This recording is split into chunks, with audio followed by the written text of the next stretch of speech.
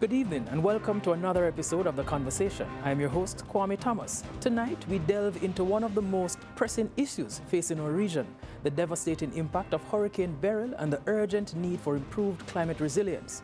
We'll explore the factors behind Beryl's rapid intensification. We'll compare it to historical hurricane patterns and discuss the long-term implications of such powerful storms becoming more frequent due to climate change. Joining us are two esteemed guests, Professor Michael Taylor, climate scientist from the University of the West Indies, and Ms. Cherri-Ann Farquharson from the Caribbean Center for Renewable Energy and Energy Efficiency. Stay with us for an insightful discussion.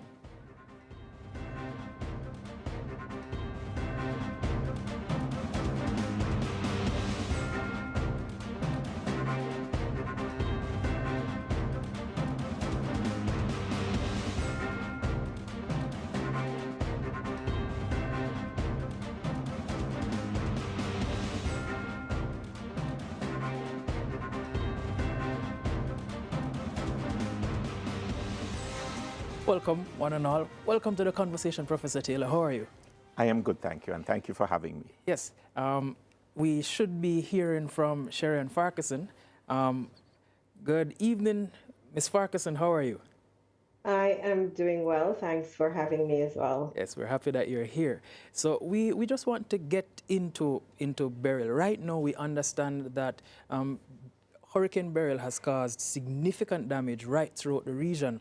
And one of the things that are surprising about this particular storm is, one, it's early, and two, it's that powerful. So we just want to start off, what are some of the key factors that would have contributed to Hurricane Beryl and its rapid intensification and the early formation in the Atlantic basin? Sure. So one of the things about climate change, and I know we are linking Beryl to climate change, is that climate change we associated with things that are unprecedented. So if you think about global warming, you know, the region has been unusually hot, especially last year into this year. That's unprecedented. You think about, for example, 2013 to 2016, we have had drought, region-wide drought for multiple years. That's unprecedented. And so also in the realm of extreme events like storms, hurricanes, we get these unprecedented events. So unprecedented is the imprint of climate change. What then is, how does this relate to Beryl? Well, Beryl was unprecedented in a number of ways. I think you're beginning to touch on those ways. Mm-hmm. The first way is, of course, that it was Cat 4 and Cat 5 in June. So the unprecedented isn't the Cat 4 and 5. As a region, we have seen Cat 4 and 5 storms. But it's in June. In June is the unprecedented. A second unprecedented thing about Beryl is that it formed the Cat 4 and Cat 5 so far east of the Caribbean. So before it hit the Caribbean, in June again. So the in June is critical again. And then, of course, the third thing you mentioned, that we went to bed one night and Beryl was a tropical disturbance. And by the time you woke up the next day, it had reached Cat 4, major hurricane status. So that rapid intensification is the unprecedented. So in that respect, Beryl has climate change imprints on it. What would have caused it, or what is a climate change imprint? Well, one of the overriding features this year, about June this year, is that the ocean temperatures are unusually warm. We are seeing warm ocean temperatures throughout the Caribbean Sea, going into the east of the Caribbean Sea into the tropical Atlantic, which are just abnormally warm. And these abnormally warm temperatures actually have been there for the last 12 months or longer.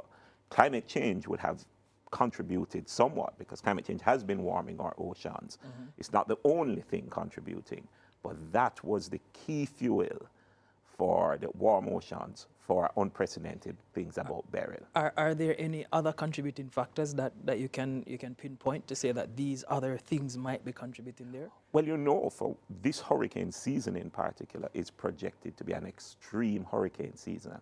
And that's actually one of the frightening things about Beryl, that you could get Beryl at the beginning of the hurricane season, in a season that is projected to be extreme. Why is it projected to be extreme? One, the very warm ocean temperatures. But there's also a little phenomenon that we often hear about called El Niño. and, and its counterpart, La Nina. We have been having all of last year an El Nino, and El Nino is the warming of the equatorial Pacific Oceans. But when you put warm waters in the Pacific, because the impacts don't stay there, they cause what we call strong vertical shear, or really how strong the winds are in opposite directions in our region.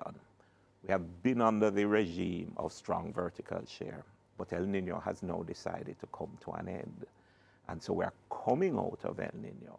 And so the vertical shear that would pull apart, clouds forming, is now weakening.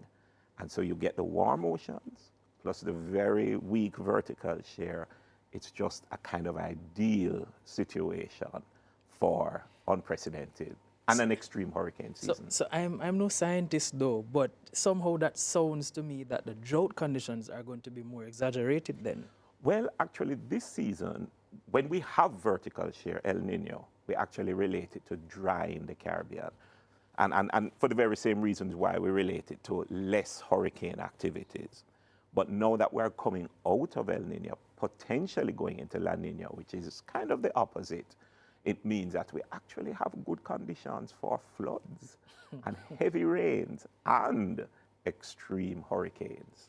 So I'm not sure if Cherri-Ann would be able to address some of these concerns here, but I want to know from you, do you think that this would present any form of an advantage or opportunity for us as far as moving out of El Nino and coming into La Nina, if that might be anything as far as energy is concerned and energy resilience is concerned?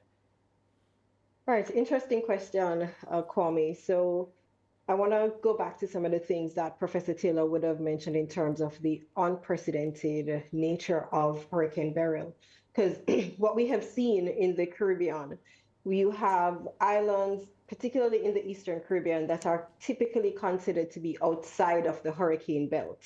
Yeah. However, as Prof would have mentioned, you now have a strong hurricane forming before it enters the Caribbean basin. And so that concept of being outside of the hurricane belt is not as strong an argument as it used to be. And so you have islands which now need to look at how they build and what the resilience of their energy systems and their buildings actually look like because of this change in the regime. So in terms of moving out of an El Nino into a La Nina, one of the things that we have to consider is while having increased rainfall would be good for islands that have hydropower, for instance, when you have extreme events, when now you're not just getting good rainfall, but you're getting flooding, you now have another challenge. And we've seen where this kind of significant flooding in 2021 in Suriname, where they have hydropower dams, where the flooding was so intense that you actually had dams being breached and flooding communities.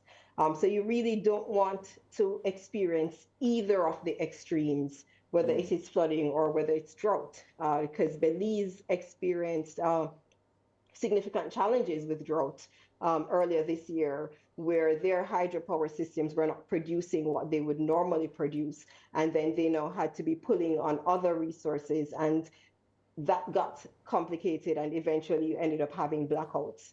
So what we want to avoid in an ideal situation with regards to our energy systems is to avoid the extremes. We would have seen in Jamaica when you had the heat wave last year, where JPS recorded their highest ever demand on their electricity system, because you had several things coming together. In addition to the heat wave, there was Saharan dust, which means persons who had their own solar PV systems were not producing as much as they would produce for themselves. And so they started to pull from the grid. Of course, if it's a heat wave, the fans, the air conditioning, every opportunity to get cool is there. So there's a demand all around for power. Right. Wow. So we want to avoid the extremes as best as possible where the energy systems are concerned. But how do we ensure that we stay within the margins? Because based on what you have just said, I would just say from a layman's perspective, the hurricane belt would have just widened. That's one thing. And then with the weather phenomenon that you have now described, it seems as though we need to figure out how to get our systems more agile. How do we do that? All right, so there are several things that we do as it relates to building resilience in the systems. One of those things comes down to first planning and proper planning. So typically, when utilities are planning, they do what is called an integrated resource plan. But what we have introduced at the SICRI to the region is what's called an integrated resource and resilience plan. Now, with the resilience part of the plan, we start looking at what are the hazards and risks, what are the impacts of climate on your traditional electricity generators, as well as what's going to be the impact on your renewable energy systems. And then we start looking at building flexibility and diversity into the energy system. So you don't want to have all of your eggs in one basket. You want to be able to include as many of the resources as are available to you, whether it's going to be hydropower mixing with solar, with wind, with energy storage. And then there are other opportunities like microgrids that can help you to be able to make your critical infrastructures more agile, or give you the opportunity to repower individual communities. And I just want to say that, you know, the climate studies group at Mona, which Professor Taylor leads, helps us with incorporating the weather and climate data into the planning process, so that when we're looking at the planning timeline for 5, 15, 25 years, that we're able to see how are things now, as well as how are they expected to change, so we can get the right balance and the right mix as it relates to the infrastructure, but also as it relates to being able to respond to disasters. So I had mentioned the microgrids. That's another critical opportunity. So you can imagine having a hospital that is able to function islanded from the rest of the grid. Mm-hmm. So I saw, you know, JPS, they were giving their reports as they were being able to restore power. But if you have these microgrids, that gives you the opportunity to focus on bringing back up your critical infrastructure, because they're in separate pockets that can operate in isolation of the general grid. Pretty much then we're saying that this level of diversity that you're talking about would help in terms of agility, being able to pivot quickly. So you said something earlier about historical data, and so I'm now going to ask Prof. Taylor, in terms of the strength and timing of Hurricane Beryl compared to historical hurricane patterns in the region, how does the strength and the timing compare? Well, I think we spoke about it being unprecedented. We have never had the category 4 and 5 in June at all, you know. So that's completely new, you know, the timing. And it therefore asks us to rethink how we think of a hurricane season. For example, Jamaica, if you look on, or if you just look on the hurricane season, the peak hurricane season would be, for when we get major hurricanes, would be late August going into September. Yeah. Suddenly, what we are now having to grapple with is that that norm is broken, you know, and we need to figure out, if things are not operating according to norm, what do we have to do to become resilient? Yeah. Yes. So now that you've mentioned that now, and it's for both of you, so I'm not even sure who wants to take it first, but what are some of the long-term implications now of some of those such powerful early season hurricanes becoming more frequent due to climate change? And what does it mean for energy and energy resilience? Well, let me start, and then I'm sure Cherri-Ann will take over on the energy part. So one of the things is that we have to grapple with the fact that, you know, what Beryl is teaching us, that when we begin the hurricane season, we can begin it with a bang. With a bang. And you know, I mentioned before, that's one of the frightening lessons we have to learn, because Beryl has come, it has devastated a number of Caribbean islands, but there is no guarantee that we will not get another one when the hurricane season would normally peak in August and September. So we now have to learn the lessons around dealing with having that. One of the simple lessons, you know, is that we are now in a mode of rebuilding after Beryl.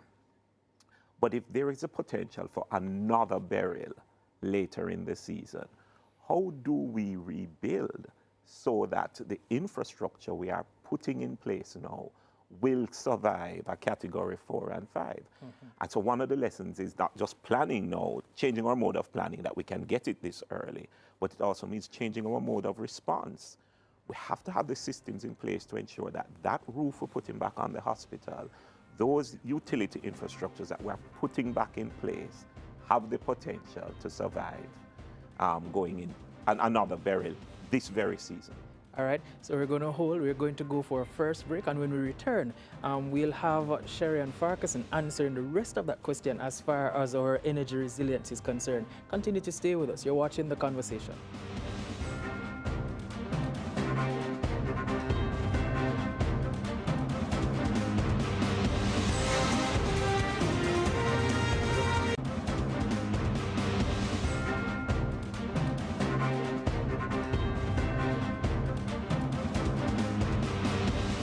Welcome back to The Conversation. Just before the break, Cherri-Ann, you were about to tell us, you're about to speak to energy and energy resilience as far as the Caribbean, the long-term implementations of powerful and early season storms are concerned.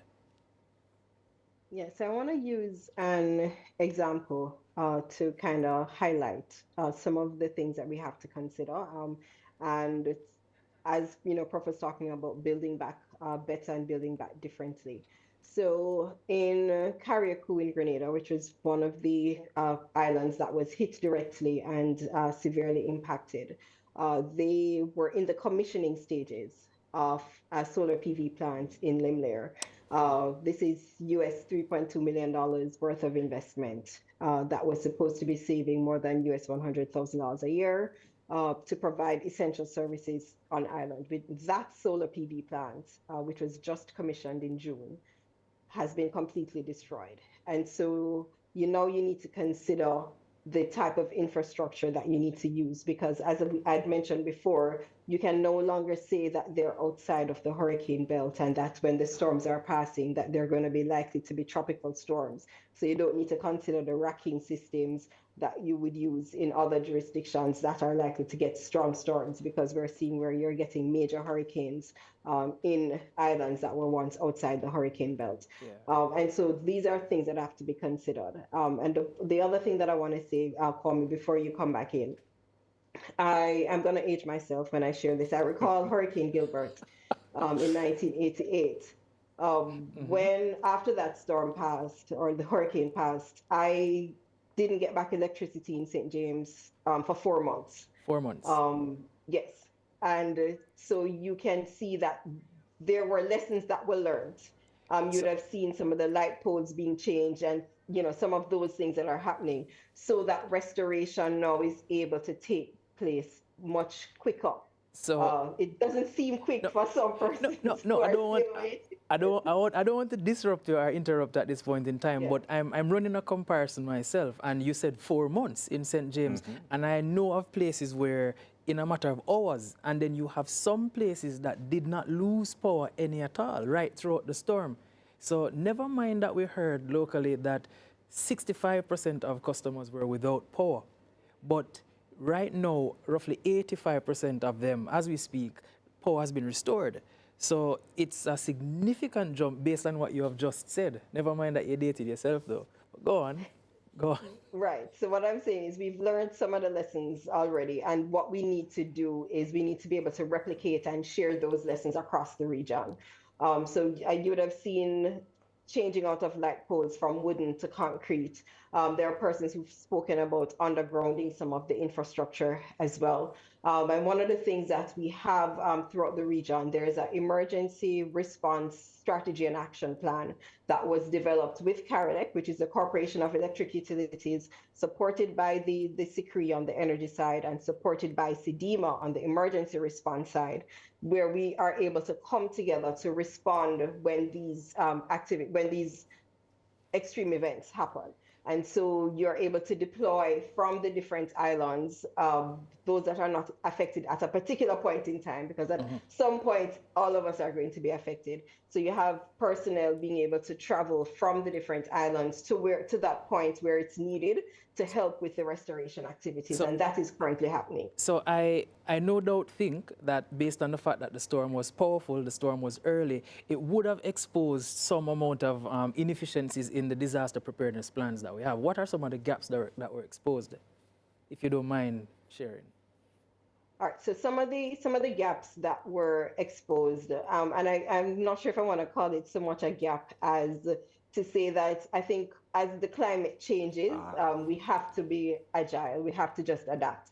Because I think there are some things that you can have some level of certainty with predicting, but there are some things that are unprecedented. Simply You're going to hear that word several times. They're simply unprecedented.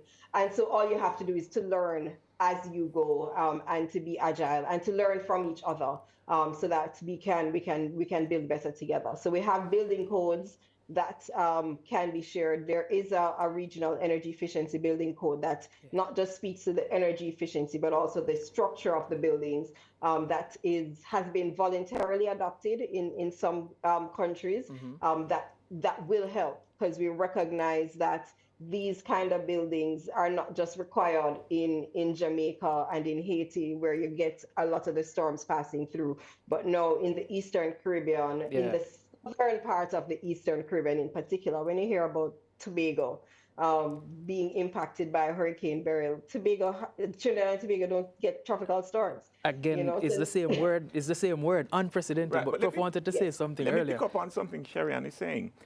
It's not a gap, but one of the things we have to recognize is that these documents, these approaches, these policies have to now become living documents.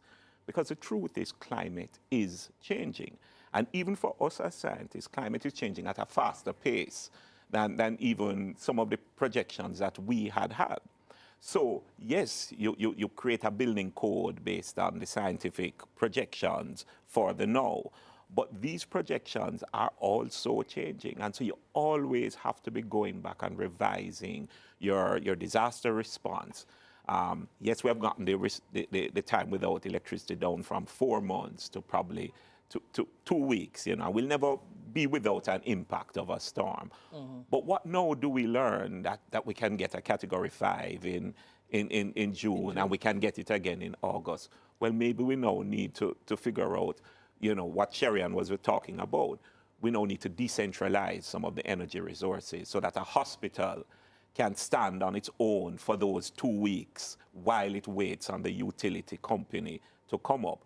Maybe there are remote communities that need to have their energy sources. And we can talk about other things as well. Talk about water, Maybe the tanks have to be now a little bigger because of the change.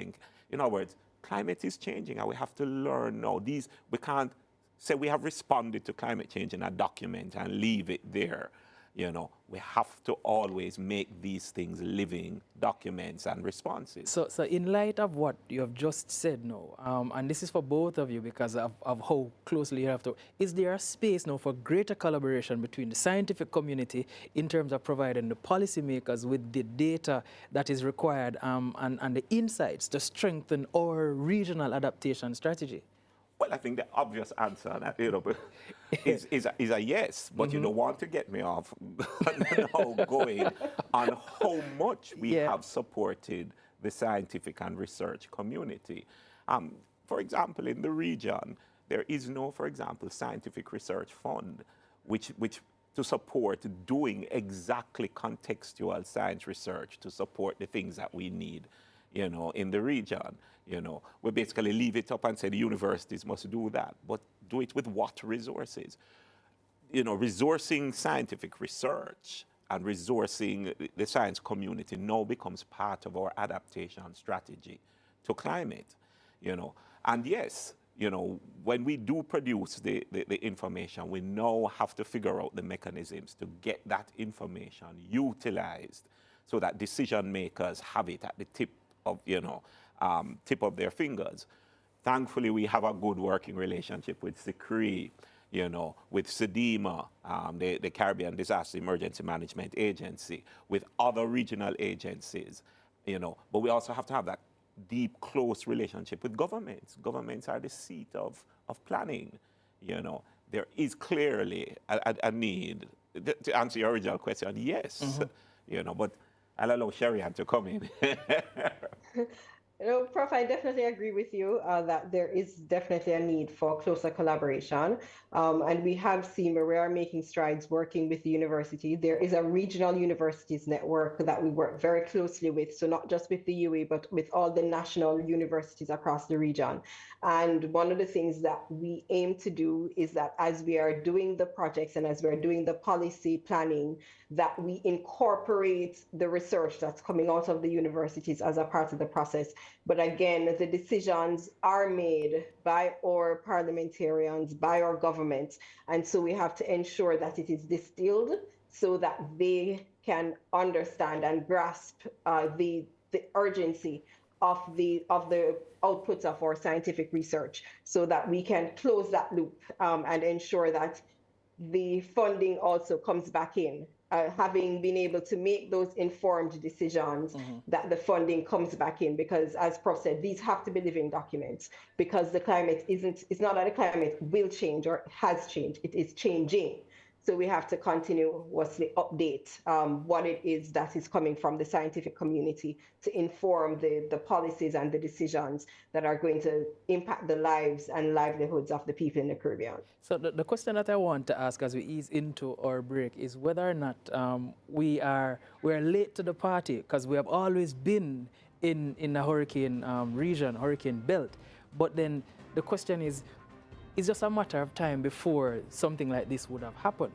So when we come back after the break, we want to find out about the early warning systems and how prepared we were, and whether or not we could have done better. I know that improvement is the biggest room, that room in the house. But we will be going to another break, and right after this, we'll continue with the conversation. You're watching right now, we're talking to Professor Michael Taylor and Cherri-Ann Farquharson, two climate specialists and energy specialists, I should say. So we'll be right back after these messages.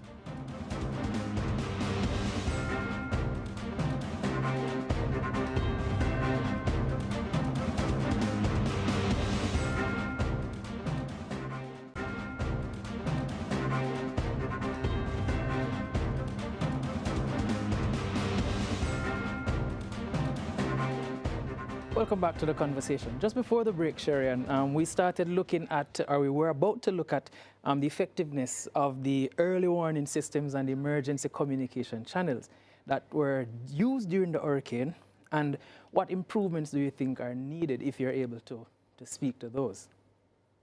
All right, thanks for that, Kwame. So the early warning systems would have begun even before Beryl was on the horizon.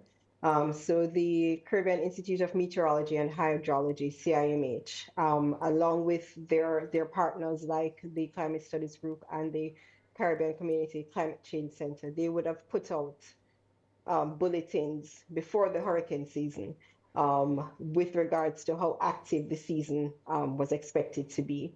And that was supported by the data and the reports coming out of other meteorological organizations like the NOAA out of the US. So before the season started, we would have started to get an indication that this season was going to be unlike the others. And so just how unlike the others it was, I'm not sure if any of us were prepared for that. We have the mantra that says June too soon, July stand by, August a must, September remember, October all over. So we don't need to teach that to children anymore, right? Because even though we had that indication, we were not prepared for how early we would have needed to start mobilizing resources.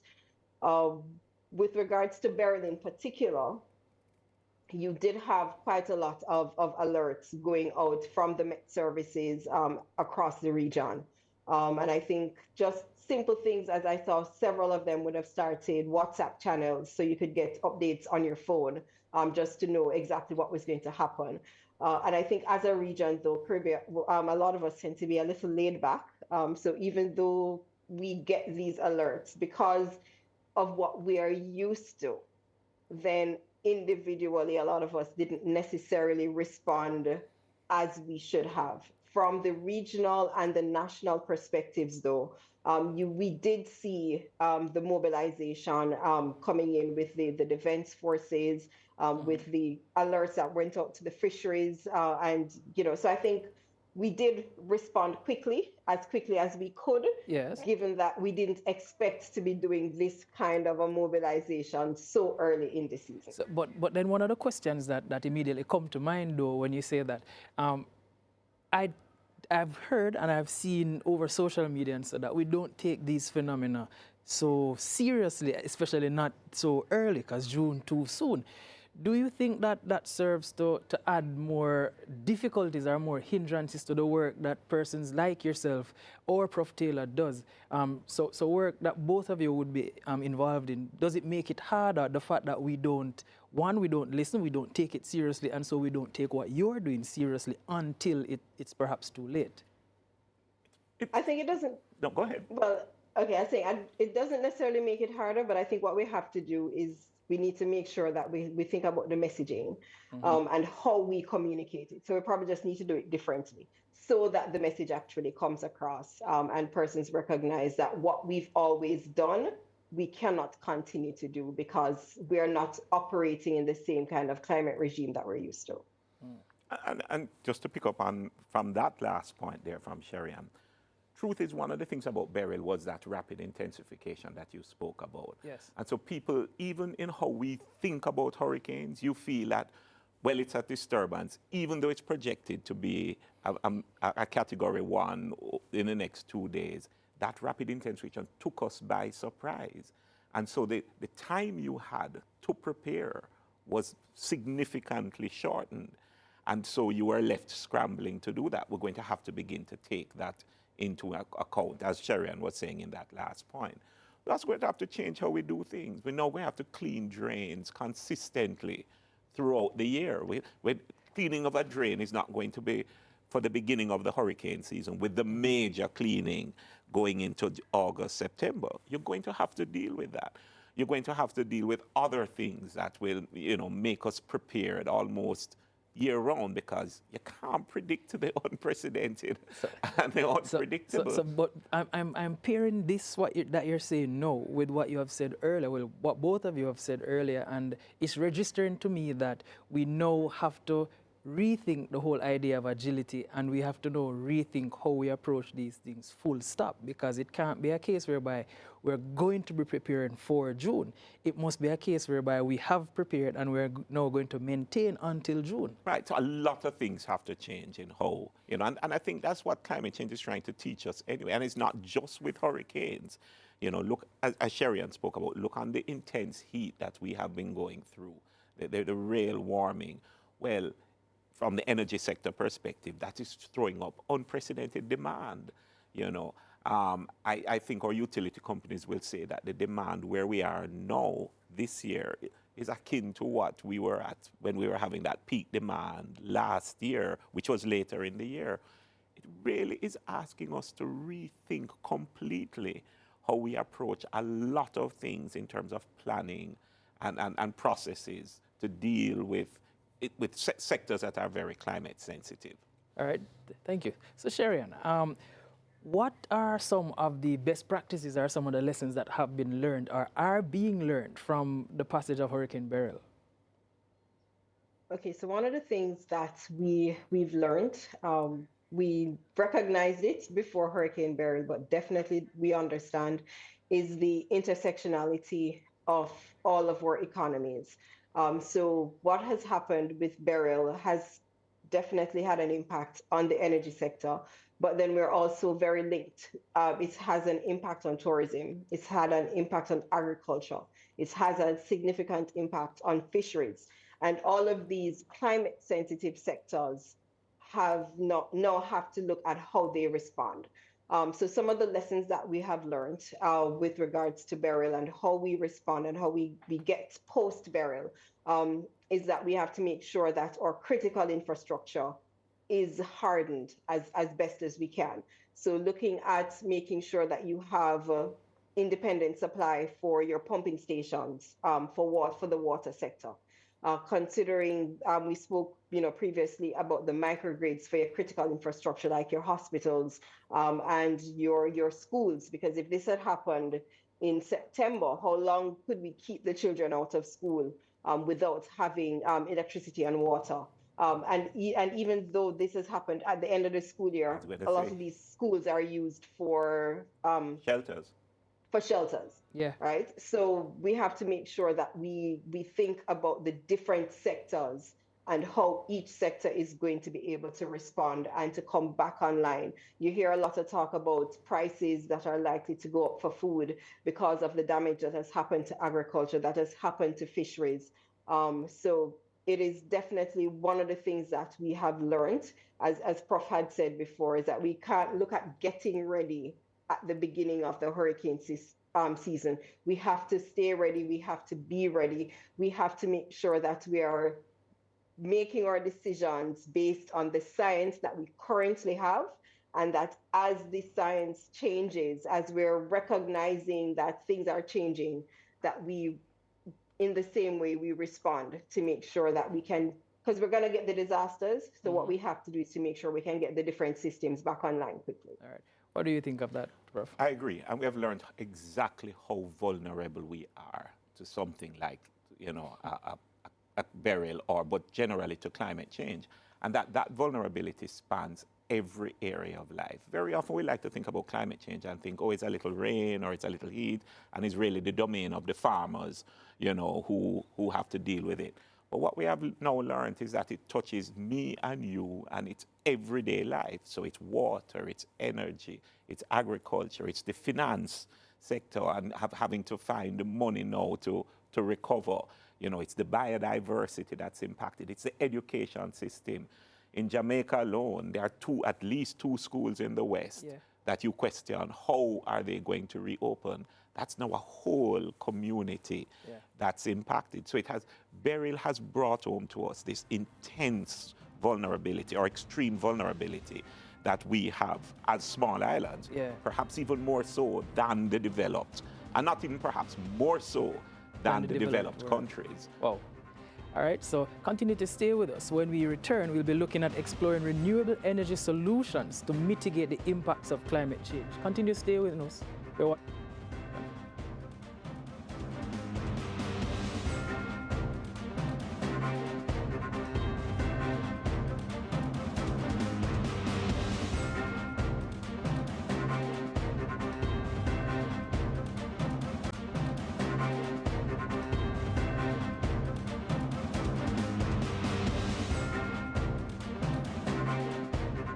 Welcome back to the conversation, where we're going to be exploring renewable energy solutions and that we can use to mitigate the impacts of climate change. So just before the break, we started looking at all the sectors that were impacted as far as burial is concerned. What we want to find out now, what about the implementation of things like, well, not solar-powered farms, but there are hydroponics, there are aquaponics, all those things where you can produce a lot more in a smaller space. Would those kind of measures be able to help to mitigate against something like a burial or another weather event like burial? Well, I'm going to allow Cherri-Ann to speak to the energy sector, but picking up from where I was ending, now that we're seeing the vulnerability, across multiple sectors. Yes. Every single sector now has to go through and see what is it that we need to do in order to be resilient. So if you think about the agriculture, you are talking about aquaponics. There is a context for protected agriculture, but making sure it can withstand a burial, But go right through. The water sector needs to think. That's personal storage, micro dams, other kinds of things. Go all the way down to even something like just the local government and social services. We need to deal with the fact that we have homeless people. Where do they go in a burial and a hurricane? a Hurricane Beryl, if this is going to become the norm? What are the social protection programs we are going to have? Businesses need to think about insurance, and especially in a regime where insurance rates are going to go up because we are in this new kind of climate regime. Every single sector or area of life has to think through what are those multiplicity of options. One of the things, though, is that we actually do have some of those plans. Yeah. Almost every country has done adaptation plans for their critical sectors. The health sector adaptation plan, the question is now, we need to pull these out, make sure they are current, and then begin the whole task of mainstreaming their implementation. So I think, no, based on what you have said... but remember, Cherri-Ann, we get to talk to them. No, and I think based on what you have just said, I have a brand new question for Cherri-Ann. No. I'm sorry, Cherri-Ann. What I want to find out is, tell me, because Prof. Taylor, he is the scientist.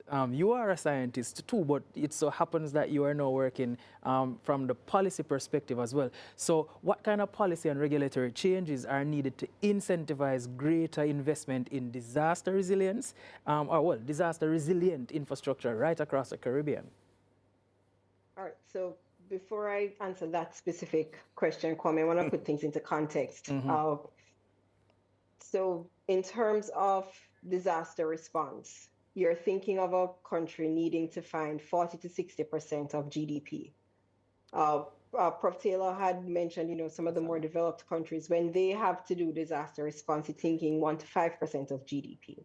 So we need to recognize that it is going to be a significant setback when we have to do this kind of response and to do it so frequently.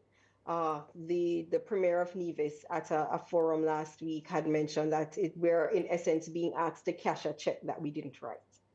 But that is a part of the reality that we currently face. And so we have to ensure that those policies, those plans, because we have a lot of them, as Prof has mentioned, that they're actually being implemented and that they're being consistently updated as more current data becomes available.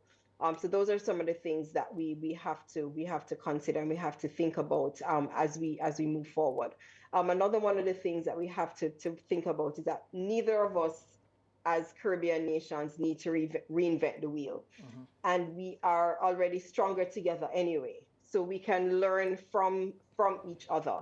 And that's one of the things that at the CARICOM level, we try to have a lot of regional policies and plans that can be adapted to the different national situations. We need to actually make use of these resources and making sure that there is funding that's going towards the implementation of these plans. These social services are actually in place at the local levels.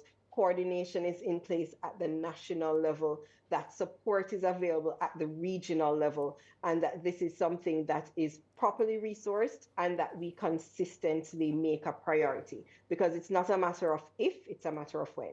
Let me just jump in here.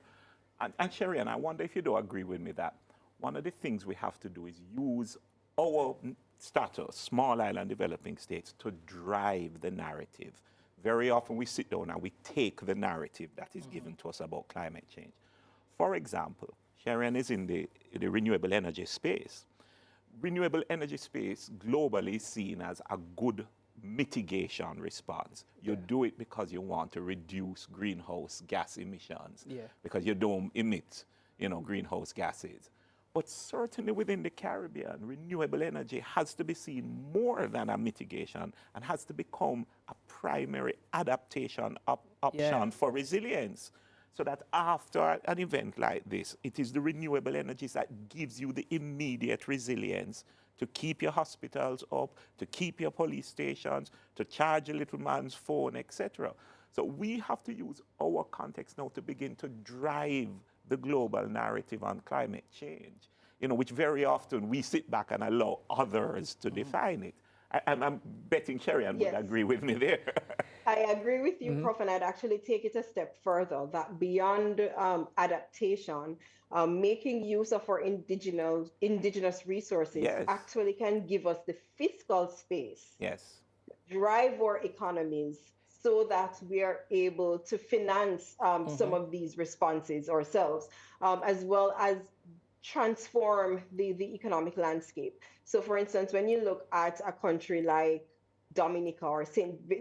Kitts and Nevis that has significant geothermal resources beyond what they would need for electricity in country. Now you can think of what other industries can be generated and transformed because you're now making use of this indigenous resource to help to drive economic change. And that can be replicated because all of us across the region, the same thing that makes us attractive to tourists, it's the same thing that we can use the sea, the sun, the wind, that we can use to transform our economy so that we not only become agile and are able to adapt when there's a disaster, but that we can generate revenue to support our industries, to give us the social programs that are required and to transform our economies so that we become even less dependent, not just on the fossil fuel that's generating greenhouse gas emissions, but on the revenue that we have to be spending there and generating revenue for ourselves. Wow. So Prof, you are a thinker. So it's more than just scientific community. What role can private sector and civil society play in complementing government efforts to build some community resilience? Well, but the response has to be by everybody. Yeah. It's not just by the government. It has to be a personal response by you as well.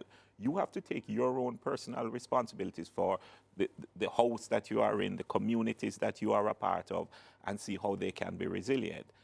Government will never have enough finances, period, to do everything. But the private sector can certainly play a role in driving resilience, starting with their own selves. We are very much dependent on private sector and the outputs that they produce, whether it's for food or that kind of thing. So they have an opportunity, to play a significant role in building resilience. Same for the NGO sector, especially in communicating messages, especially in rallying communities. Beryl clearly has taught us, that we have communities that are remote.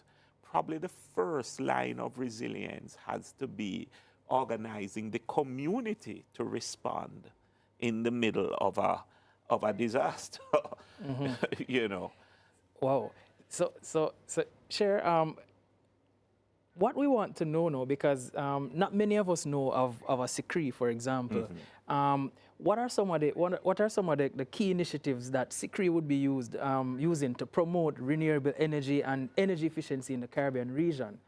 And this is your opportunity now to just give us the information about SICRI, what it does, and how we can help. Okay, so a big part of our mandate at the SICRI is capacity building and knowledge management, which means that our responsibility is to get the word out. So we do have our CARICOM Energy Knowledge Hub that has information on everything that's happening in the regional space, particularly as it relates to energy and the intersectionality between energy and climate. And those resources are freely available. We also have that responsibility to support the governments with their implementing their own policies. The SICRI was actually set up to accelerate implementation of renewable energy and energy efficiency projects, because the CARICOM would have set the CARICOM energy policy since 2012, Yes. and out of that recognize that we're not implementing the projects fast enough. And that is what a big part of the mandate of the SICRI. But while we're supporting our governments to be able to implement the policies, we also offer project preparation support to the private sector, to small and medium enterprises who may want to make their own businesses resilient and to put in the energy efficiency measures and the renewable energy systems within their own facilities, offering support to communities. And so a large part of what we do is there are different layers. So we have the support we give to the government, the support we give to businesses and to individuals. A lot of the courses that we offer, they're freely available within our Knowledge Hub. So if you as an individual want to learn more about renewables, about electric vehicles, about energy efficiency, you can come to our website to get that information for yourself. But you can also reach out to us because we have a focal point in each of the CARICOM countries that we work. So you can reach out to us, usually through the Energy Ministry, so that you can get that support in your community. If there's a project that you have, usually we want a little bit more than an idea, but if all you have is an idea, You'll we work will with it. support you So, in being able to develop that for your community from an idea to a bankable project and then helping you to find the financing for it. So the last question that we want to ask now, because we're out of time, would be what are some of the main barriers to the widespread adaptation of what you call renewable energy systems in the Caribbean, and how can we overcome these barriers? And that's a question to both of you, scientists in policy. All right, so I'll start. So there are two barriers that I want to highlight. One of them is that you have to have the financing up front. So you can consider for a renewable energy plant, most of the financing goes into the infrastructure costs. But once you've put in the infrastructure, the operation and maintenance costs are minimal over the lifetime of the project. So that is one barrier that is seen. However, we recognize that a lot of our banking institutions, and in Jamaica, even from the NHT, you're able to get support to overcome that barrier so that you're able to pay for the system over time. Another one of the barriers that we've recognized, particularly to large-scale projects, has to do with some of the regulations. And so we work with the government to ensure that there are supportive regulations that allow persons to not just put in the systems for themselves, but also be able to get a payback from the utility for the excess that they're able to generate. And also to ensure that as we have a competitive market so that persons are getting the best price that they can get for electricity. And at the end of the day, all of the planning is actually, the plans are being implemented. I think that may be the third kind of a barrier that we have an opportunity to overcome. Prof, are there any that you can see? The only one I would add to what Cherri-Ann has said is information. We need to make sure, one, that there is the information that shows the benefits of doing these things. Show the information that tells you how you can go about, getting renewable energy systems, whether small scale to large scale. And since I'm doing information, therefore there's a role for the media, to make sure that information is not just after Beryl. It's always, climate change information is always there. So just getting the information out there. All right, thank you very much. That's all for tonight's episode of The Conversation. Remember, the increasing intensity and frequency of hurricanes like Beryl demand that we take action now to build a more resilient Caribbean. Thank you to our guests, Professor Michael Taylor and Ms. Cherri-Ann Farquharson, for their invaluable insights. And to you, our viewers, for joining us. Do remember to stay connected with us on Facebook, Instagram, and on X. Until next time, I'm Kwame Thomas. Stay informed, stay safe, and stay resilient.